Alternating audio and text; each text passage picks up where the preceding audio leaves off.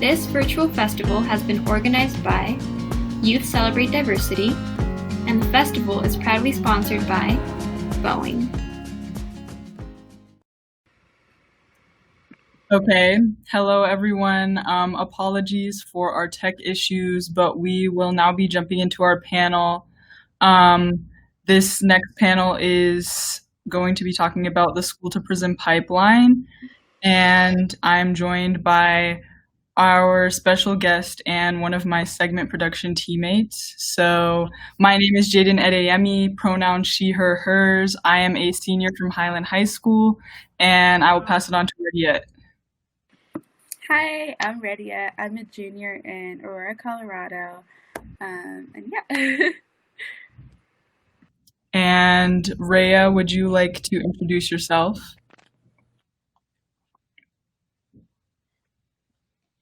Oh, hi. Yes. Hello, my name is Rhea. I am a senior in high school this year, and I live in Denver, Colorado. Thank you. And now I will have our guest introduce herself. So the first question we have is, what is the... Sorry, hold up. Imani didn't get the chance to introduce herself yet. Okay, it looks like Imani is having some tech issues, but I think we will just go ahead and get started. And Sister Imani, if you could hear us, jump in.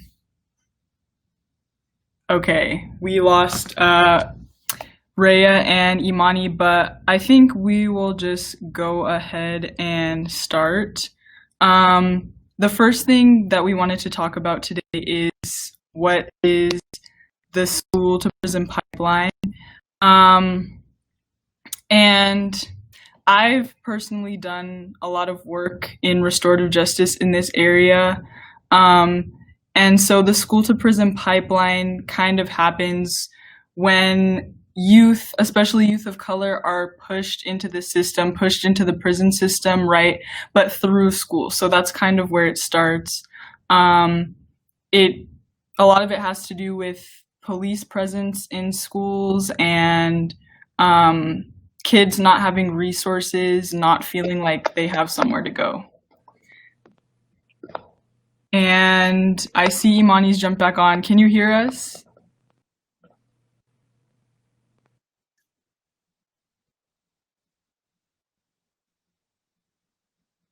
No, I don't think so. Okay, Rediet, would you like to jump in? Yeah.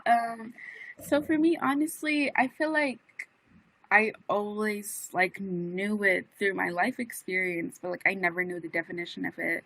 And when I got introduced to the definition that Jada gave, I'm sorry, Jaden, I was like, okay, that makes perfect sense. I'm not the only one that's seeing this. The school is purposefully pushing people that look like me, people of color, people who are disadvantaged in life, without school pushing it, and then pushing them towards failure, basically. And it doesn't even have to be exactly the prison, but just out of the towards the system of failure and towards the system of where they will always be oppressed, if that makes sense. Yes. And Rhea, I see you just jumped back on. We were just talking about what the school to prison pipeline is, so I don't know if you would like to jump in.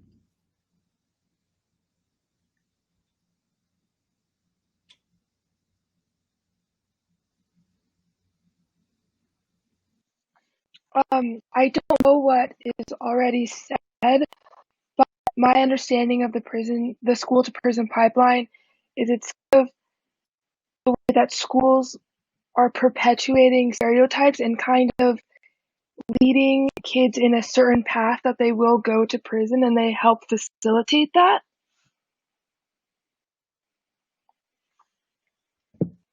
Yes, thank you. So the next thing that that we want to talk about today is what communities or students are affected by the school to prison pipeline. And as a Black woman, personally, I feel that our communities of color are most affected by the school to prison pipeline. Often it's students of color that we see getting in more trouble for petty things or not having the same resources that their white peers might have, just not being like as respected and supported in the school place. I think it's communities that teachers don't, like the majority of teachers don't identify with, if that makes sense. Because if they were able to have the experience that these students had, then they'll be understanding. They'll like simple things like being late. They'll understand, okay, so like their parent has to work like 3 jobs. Like that's something that they're like they don't have control over. But because majority of teachers, or at least in my school, almost all of my teachers are actually like just white, straight people. They don't really see my experience. They don't see an immigrant's experience. They don't see a Black person's experience. They don't see like Mexican experience. Like there's so many different communities that they don't specifically understand. So it's not like out of like the evilness of their heart that like they're letting this system exist, but it's like, oh, like they just genuinely don't see and understand what's going on, if that makes sense.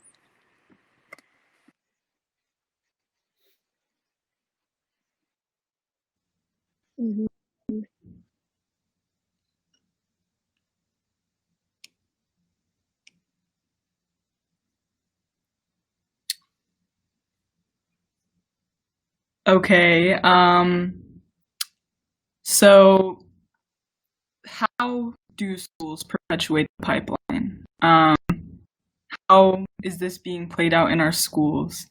And I think to answer that first, it's something that we often don't talk about. I think that a lot of people are very blind to it, just like we are blind to the prison industrial complex. This system that capitalizes off of imprisoning people and majority Black and brown people. And I think that in the same way, the school to prison pipeline is simply not talked about. Like, I think there are a lot of people that know that we might treat students of color lesser than their white peers, but we also kind of just throw it to the margins, right? So it's like it's happening, but we don't really care to do anything about it. And again, going back to what I was talking about before, a lot of it is about resources. A lot of it is about like, what kind of things do these students have access to in these schools? And if they're not getting the same resources that a white student might, then it's going to lead them down that pipeline.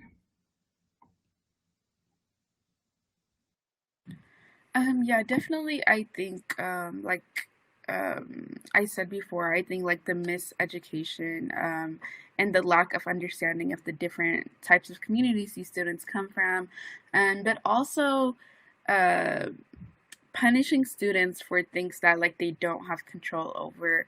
I think it's like I remember like reading an article that said that like kindergarten Black students were more likely to be punished for the same things as white students. So they're already coming in with this like narrative of like, okay, like the Black student, like that's the bad student. Like we need to make sure that they don't go, that we punish them, that we give them the like, you know, the correct consequence.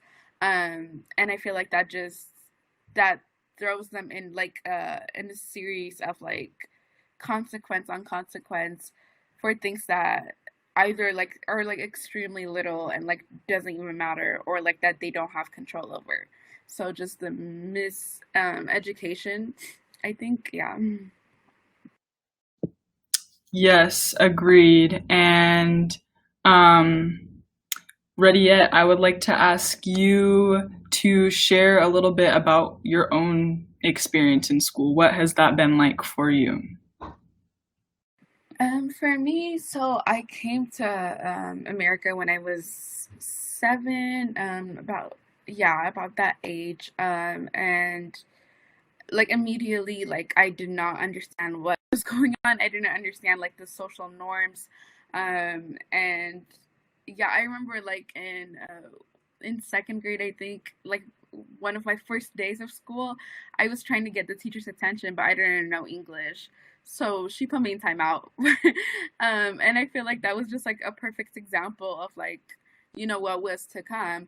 Luckily, I did learn English pretty fast. And then I continued, like, I was always like kind of good at school. Like, I loved learning, I loved math. Um, but when it came to teachers, it always felt like they didn't love me. Like it always felt like, for the littlest things I was getting in trouble. Especially I remember in third grade, it was like almost every single day that I was either at the principal's office, my parents were being called. It was always such a mess. And I remember like just hating it. Like it was just such a horrible experience. Like everything that I did, things that I thought were okay and I would do, and then they would be like, no, that's a huge trouble, like you're in huge trouble. They would call my parents, I'd get suspended, and it would be this huge problem just because I didn't understand what was going on. And I thought that was what school was going to be for so long, but luckily in fourth grade I had a black woman as my teacher, and to say she changed my life is such an understatement. Like I always loved learning, I always like loved that, but nobody ever cared. Like nobody ever cared enough to work with me or to give me the resources that I needed. And she definitely cared. Like she made sure that I got everything I needed. And even when I'd like act up, she would like make sure to have heart to heart with me. Like it wasn't like about punishment for her.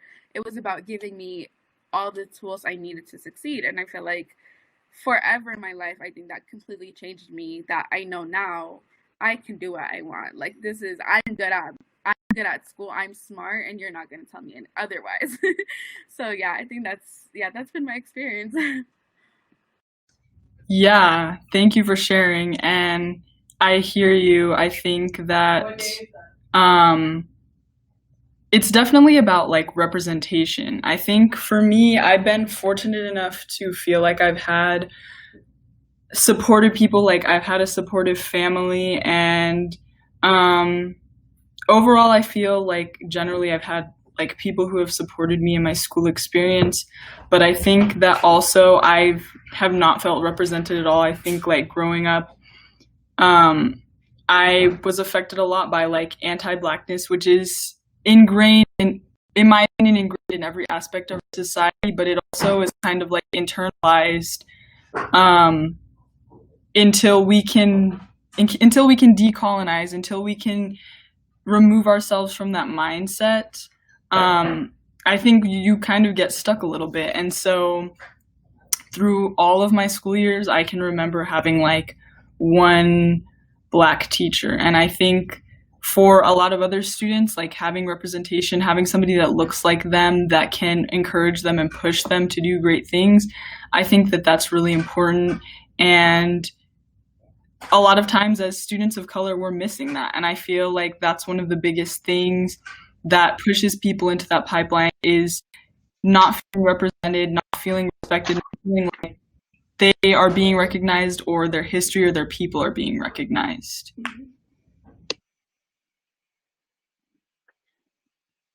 And Rhea has rejoined us. If you would like to share a little bit about your own school experience as a Black woman. I think I've gone to private schools my whole life, and so you don't see, or I didn't see any representation of myself among the student body or representation among the teachers.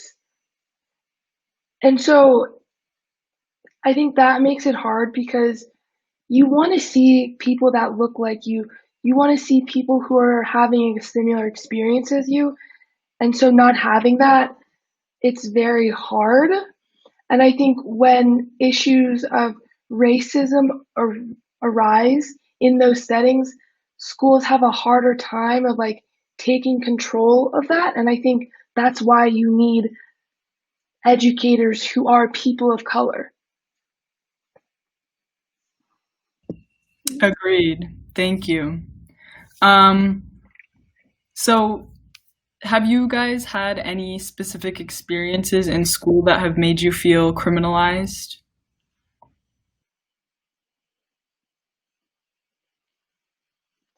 I personally have not had them.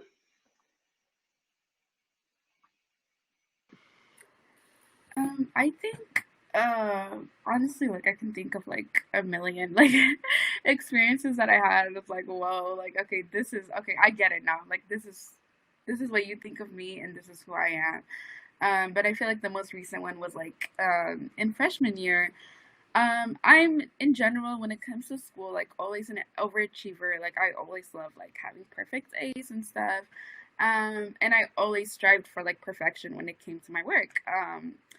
But in freshman year, I'm the only one in my family, by the way, that like speaks fluent English, even though my like family tries. I'm the one that needs to translate and stuff. So in freshman year, we were dealing with like a lot of immigration issues, like having to go to like interviews, like ceremonies and stuff. So I had to miss a couple of days of school. It was like in this like a quarter, maybe like 5 days, maybe more. Like I needed to translate a lot, and they were all excused, and I always made up the work. But at the end of my class, I got a B in my math class, and I know like that doesn't sound bad, but I worked really hard for my A, and I knew I deserved that. So I went and I talked to my teacher, and she was like, "Well, your parents need to understand if they want you to get an A, then you have to be here every single day." And I was like, "Yeah, I completely understand, but I did make up the work." And she was just like, "Well, you can't be missing at all. I don't care if you made it up. You have to be here to get that A. I don't care if your work was an A. I'm not going to give you that." And it was just like, okay, well, like, because I'm an immigrant who's like the only English speaking person in my family, I can't get that A. Like, that A is not for me. And it was extremely heartbreaking to know that, like, no matter how hard I tried, no matter what I did, I was never going to achieve my goal of like having all A's or like, something that I worked hard for. It wasn't even like her like giving me charity, but I think that was just like such a crazy experience that I realized like now looking back, it was like that's a pretty like not okay thing for her to have done, and I should have spoken up more. But yeah. Yeah, thank you for sharing. I think I definitely relate a little bit more to Rhea. I wouldn't say that it's been a major issue for me and kind of just like a crazy funny thing, but a lot of people have thought that like I'm a teacher, so a lot of people don't even think I'm a student.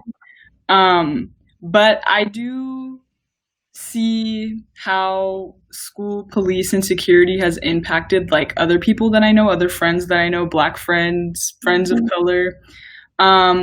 But I also do go back to one memory I have freshman year.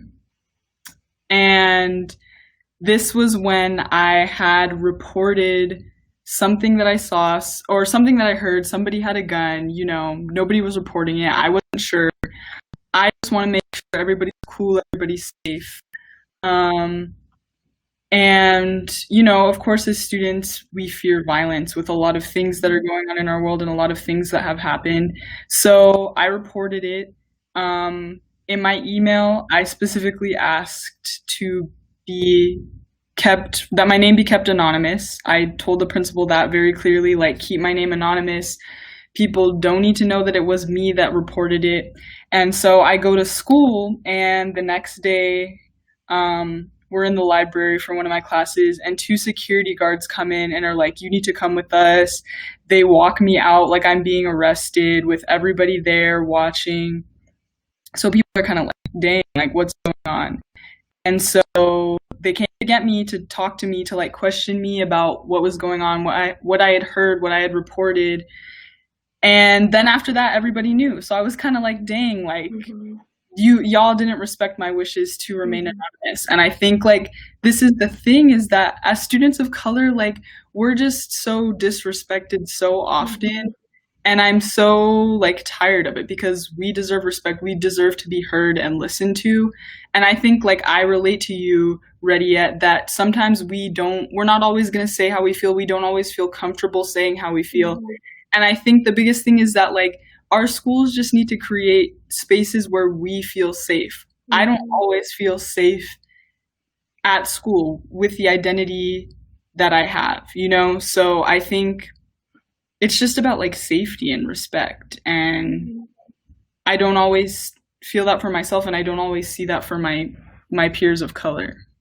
And I think hearing your story, Jaden, is interesting because they totally didn't listen to your wishes, and they created a spectacle by having those police officers get you themselves. And I feel like that could have been handled in such a better, like more mature, even way than doing what they did to you, which I think is just honestly horrible.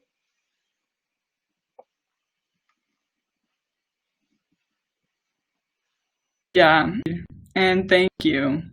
Um, and jumping off of that a little bit, what are your thoughts about police presence in schools?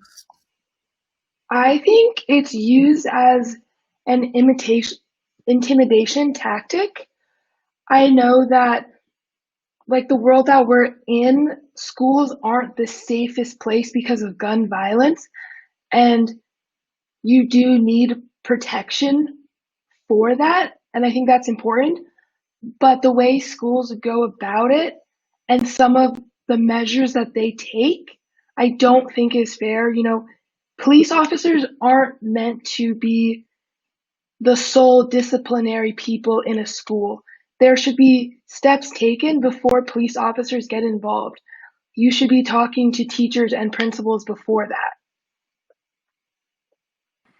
Yeah, for sure. I remember like my first experience with police in our school was like in third grade. And so I saw like a kid walk out of the classroom without asking the teacher like to use the restroom. And I was like, oh, okay, so like we changed the rules. Absolutely like nothing in my mind was like, oh, like intentionally like I'm gonna like abuse this or whatever. I just thought the rules changed. So I went to the bathroom.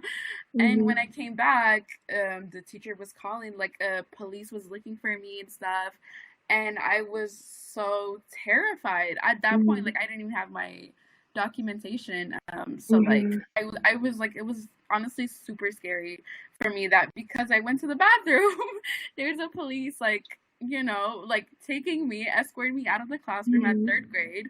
And then the police took me to the principal's office. They called my parents. He talked to my parents, and he was like, this is like, honestly, like I tried to explain it to them, but they were like, they already had this like idea of me is like, oh, she's the criminal, like she's the bad kid, and she did this on purpose. Luckily my parents understood me, and luckily like it didn't go further than that, further than, you know, the police like escorted me out of my class. But it was extremely terrifying, and I hope that like nobody has to experience that. Like that's not experience a third grader should have. That's not experience anybody should be having. Like unless you're like this huge criminal, there's absolutely no reason that like you should be hunted down by police for using the restroom. Not okay. And we need to change that. So yeah. Yeah, I agree. I think that the fact that we have police in our schools in the first place is like implying that we need to be policed. And I think that's the biggest part of what the school to prison pipeline is, because it's saying that from such a young age, you need to be policed. You need to be like, it's criminalizing us, basically telling us that we're criminals before we've even done anything in the first place, you know, like we're just trying to go to school. And you know, through conversations that I've had with people, I've kind of realized that I think there's a difference between like security and police. And I think that, of course, there's a certain level of safety that we're trying to maintain in a school. we can't just have anybody coming in or going out. But I think like the idea of police and other things that we see in schools, I don't have this at my school personally, but I know that there are schools with metal detectors and all kinds of things going on. Police that are armed, and I just think that that's so unnecessary because it's saying like we're just waiting for you to do something bad.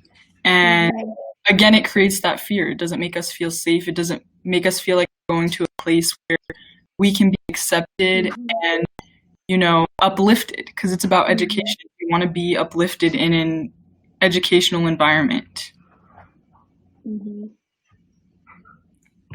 And I believe that we have just a few minutes left, so I would like to conclude by asking you guys, what do you think needs to be changed in our schools in order to make students of color feel more supported, and how can we as youth be part of that change? I think the first thing schools can do is have representation among their teachers for those minoritized communities. I think as students, just taking the time to listen and learn is important, and like hear about maybe why kids don't want police in their schools. And yeah, just listening and learning and being an ally for students. Yeah, for sure. Representation, definitely, like 1,000%. But also understanding, and listening and communication. I think youth could be a part of that change because this isn't only a teacher's problem. Like, there's a lot of like issues minorities face in school that teachers ignore. So yeah, they're part of the problem, but also like like it's not directly created by them. And we can speak up. That's what we can do. We've been given our voice. So use your voice, speak up. Don't let and like even things that like you know is wrong, but you don't want repercussion when you speak up. Um yeah, I think just speaking up is like the main thing that you could be doing to change. Yeah, I agree with all of that. I think it's definitely about representation. I think it's about the resources that were offered as students and as students of color specifically. Abolishing police presence in our schools. I mean, in society in general, we know what the police do, but especially in our school places. And then I think also that, like, for any educators or adults out there that are listening, like, we need you guys as allies. You know, as a young person, I feel overshadowed a lot of the time. I feel like I don't always have the space to show that we can do great things.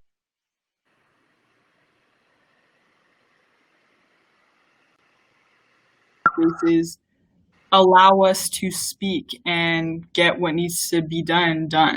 You know, because as youth, we know what we want. Like, I find it funny that adults think that they know everything that we need when really they don't. So I think that the biggest thing is to like uplift the youth and let us tell you what's up. So I believe that concludes our panel today. Thank you, Rhea and Rediet, and thank you for everyone thank you to everyone who is watching. We appreciate you. Thank you.